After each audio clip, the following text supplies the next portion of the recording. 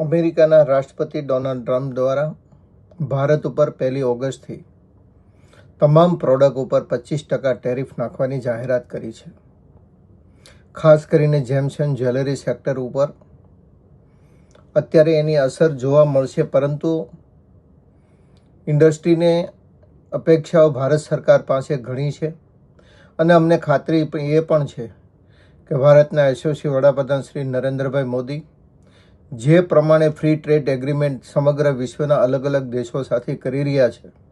એ જ પ્રમાણે અમેરિકા સાથે પણ જે પ્રમાણે વાટાઘાટો ચાલુ છે,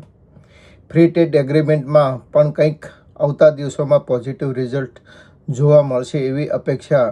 સમગ્ર ઇન્ડસ્ટ્રી અત્યારે રાખી રહી છે. એની સાથે એ પણ ચોક્કસ બાબત છે